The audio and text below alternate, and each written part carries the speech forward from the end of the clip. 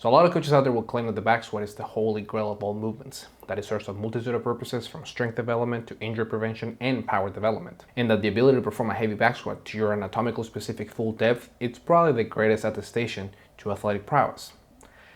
And I am one of those coaches.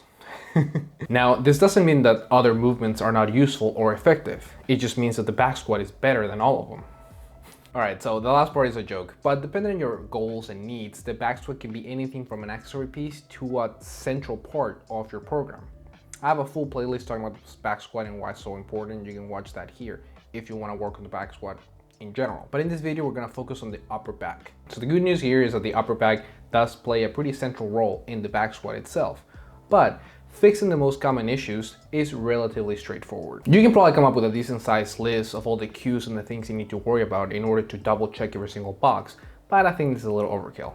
It literally boils down to simply maintaining tension in your upper back throughout the whole movement. That is it. And in order to do this, we really only have two tools. The first one is grip, and the second one is just raw strength. So now let's dive into each one of these individually. So first off is tension. The back squat is a full body movement, and even more so when we talk about the high bar back squat, and even more so still when we talk about the back squat in the context outside of bodybuilding. Okay, bodybuilders are just worried about other things, and bodybuilders are actually not that strong on a pound per pound basis. Take somebody who's extremely strong that we all know of, like Sam Sulek. I think he can rep out 600 maybe for a couple reps, but what most people tend to forget is the fact that, for one, he's not really worried about the weight. Well, I think he kind of is worried about the weight, but at the end of the day, he's more worried about stimulating the quads, okay? So is a 600-pound back squat incredibly strong? Yes, but he's also 240, 250 pounds, I think. Take someone like Lee Sang on the other side of the spectrum, who also has a 600-pound back squat, but he weighs like 140, 150. These are not the same squat. So why is the upper back so important for the back squat? Well, for one, it's the place where the bar actually sits in our body, okay? This actually makes the torque in that particular area zero. And I think it's part of the reason why most people tend to ignore this area, because it's not like your lower back where you can feel forces actually acting upon. You know, the upper back, not much is going on. But what's interesting is that after you come out of the bottom, what we're essentially doing with our backs is trying to straighten up and start pushing up. What you're essentially doing is jamming yourself under that bar, straightening your back, and then pushing straight up. You just do it in one motion. So let's pretend this bottle right here is the bar. The bar is exerting a downwards force on you. So when your back is coming here, if you allow your upper back to round, it's essentially pushing against this with a pool noodle. It's not gonna do much, okay? So we wanna keep everything stiff and hard so that we have a hard surface to push against this bar and continue getting up. That's the science of it. Now, how do we keep this tension? The first thing that you need to figure out is what your proper stack position is for the back squat. You know, this is similar to the positions that I described for the snatch and the jerk.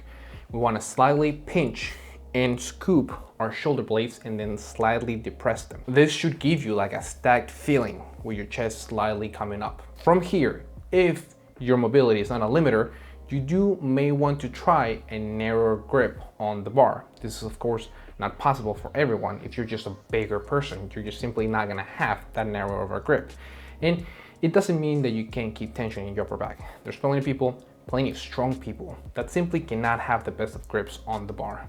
But rest assured, I can assure you that they still have plenty of tension in their upper back. From here, the goal is to keep that position throughout the whole movement, okay? And a good proxy for this is your forearms and wrist. So once you figure out your grip and your proper stacked position under the bar, you want to ensure that your forearms and wrists stay at the same angle they are when you start the movement and when you finish. Throughout the whole movement, there shouldn't be much oscillation of the forearms. There shouldn't be much of the forearms going back, and there should definitely never be any cases where the forearms are coming forward. Keep a proper grip on the bar. Keep tension in your upper back. It might even be beneficial to feel like you're actually pulling down on the bar. And that's really it.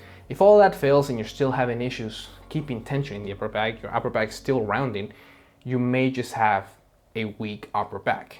And this is where strength just come in. You just have to get stronger in the upper back. And that's really it. Rowing accessory work is really good for this. There's a movement called the humble row, which is really good for this.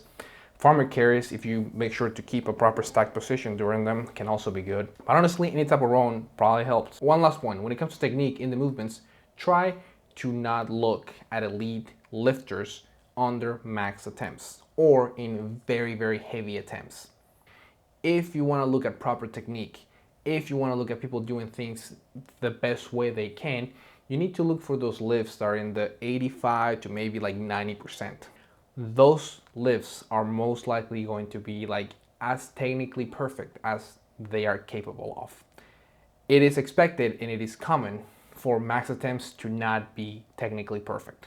That's what makes elite athletes elite. The fact that they can make things happen even when things are not perfect. And everything that we do is to like close that gap to make sure that our most perfect lifts keep being heavier and heavier throughout time in our careers. But at the end of the day, in max attempts, things are gonna go wrong.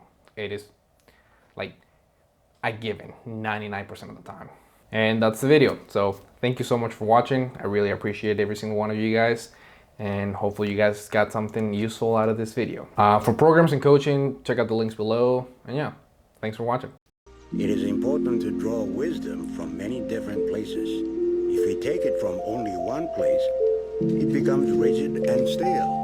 Understanding others, the other elements, and the other nations will help you become whole.